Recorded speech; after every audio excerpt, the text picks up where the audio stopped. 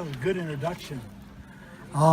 This is an amazing day. I'm so thrilled to be here. And, you know, you look around and see this wonderful environment and all the people here supporting the 50th commemoration of the Manzanar Pilgrimage.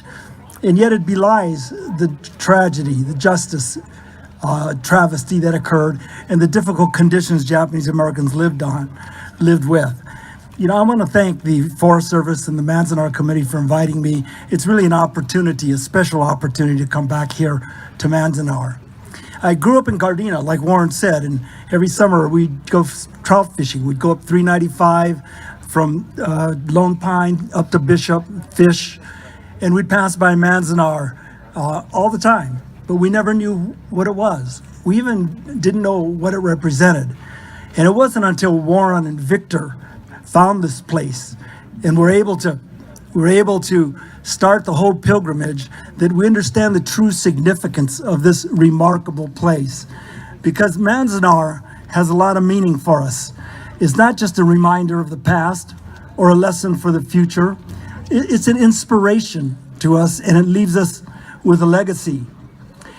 There is no more timely journey than to come here at this place at this time when our country is under attack, as all the other speakers have talked about. And as we remember Manzanar, I'd also this song has been going through my head, you know, good friends we have, good friends we've lost along the way. In this great future, you can't forget your past. It's from Bob Marley, and I just want to recognize some of those we've lost. Sue Embry, and one of my friends, Aiko Yoshinaga Herzig, and many others. I consider Manzanar as one of the bookends of Japanese American history. It represents the incarceration of 120,000 Americans of Japanese ancestry, 2/3 of whom were American citizens.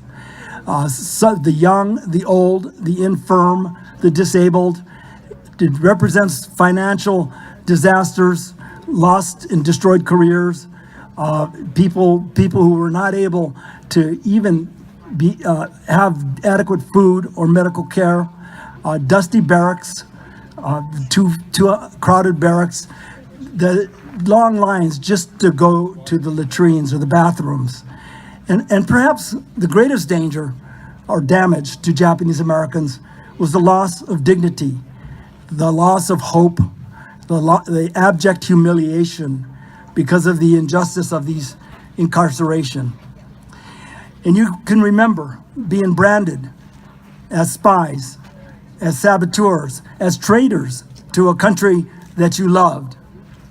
In our crime, racial ancestry, justification was military necessity, or you call it national security. Manzanar reminds us that those justifications were absolute lies. And when we filed our petitions to overturn the convictions of Fred Korematsu, Gordon Hirabayashi, and Min Yasui in 1983, with evidence that was discovered, official documents that contradicted exactly what the government was claiming, that Japanese Americans were disloyal, that they were a danger, that they were committing acts of espionage, and the real reason for the incarceration was we simply didn't have time to separate the loyal from the disloyal. The documents discovered prove that those were intentional falsehoods as the government's own attorneys said. Unfortunately, all that evidence was suppressed, it was altered, it was hidden from the Supreme Court. So the Supreme Court in 1943 and 44 upheld the incarceration, program, and we were left with one of the greatest civil disasters in American history. Manzanar and redress also represent the other bookend of history, and that is the inspired journey Japanese Americans took to gain political redemption, to gain psychological redemption for the terrible injustices they suffered and endured. Redress was an inspired journey to reclaim our political birthright. And just a side note, as I thought about Manzanar and what it represents, and the finding of Manzanar in 1965, it occurred to me that this was the genesis of what Warren and Victor and Sue Embry and others have done to activate Japanese Americans. It was before redress, before days of remembrances, it was before farewell to Manzanar. All of those. Manzanar set in motion a national consciousness and a national education to have people learn about the entire incarceration experience and the devastating effects it had on our communities. I think what Manzanar also represents is a lesson, and an important lesson in political power. Bruce mentioned it before, because if you remember, in 1942, Japanese Americans had no allies. The Quakers were one of the few groups to stand up. No other national group stood beside Japanese Americans. We were alone. And as a result, we suffered that civil rights travesty. But in 1988, on that inspired journey to redress, Japanese Americans brought in all races, a rainbow coalition of people, allies, to wield the political power to pass the redress bill. So that's the lesson, I think, of another lesson of Manzanar. And when we emerged from the dark prisons into the sunlight of freedom, we found a voice. We regained that voice, and we're able to have a legacy, a responsibility to speak out against injustice in the future. So Manzanar is a warning. It's an echo of history. It's a stark reminder of what unbridled power and racism can wreak on a democracy. And that's just what's happening today. When you see the vicious attacks against Mexicans, Central Americans, Muslims, and Arabs, when you see the demonization of marginalized group, LGBT and transgender community, the poor, the disabled, the attacks on the election system, the attacks on the press, and especially the focus on immigrants. And all of us have come from an immigrant past. Everyone just about has.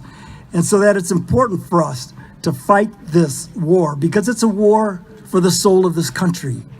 Will we be a country that embraces diversity and as a natural part of the multicultural fabric?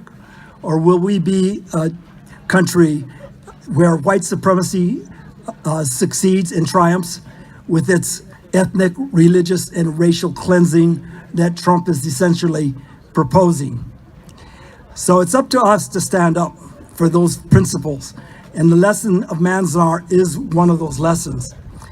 You know, I talk about history a lot, and history is important to me because it's important to remember not just what happened, but to act upon it. And I think of history as climbing up a mountain. From halfway up the mountain, you could look back and you could see the struggles of your immigrant ancestors, the hardships they faced coming to a hostile country. You could see the civil rights paths blazed by African Americans, by Latinx, by Native Americans. But also from halfway in that vantage point up the mountain, you could look up and you could see how much farther we have to go to reach an egalitarian society, the equality that Martin Luther King Jr. spoke about. But knowledge of history is not enough. There are so many noble ideas and brilliant thoughts that die lonesome deaths. If you don't couple history and the knowledge of history with some action that makes a difference, you've achieved nothing. So it's important for us to know that, to know not only the history, but then to act upon that history. So the legacy of Manzanar and redress is not the $20,000. It's not the apology or the Civil Liberties Public Education Fund. The legacy is a responsibility to speak out and stand up against injustice. We know that justice is not self-executing. We know that civil rights are not a gift, they are a challenge. So we must act to change the present now, or it becomes the future. And I know many of us are discouraged. I get really down sometime in these days, but I don't think we could ever give up, because we have to remember the legacy of the Nisei veterans, of the Korematsu, Hirobayashi, Yasui, of the Heart Mountain resistors. They never gave up.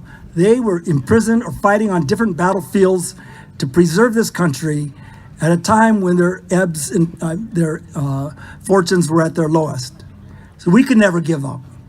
And if you find a meaning in Manzanar as we can see it, you could feel it, you could hear that meaning. And to me, it's simple. It's just this. It's never again, never again, never again. Thank you.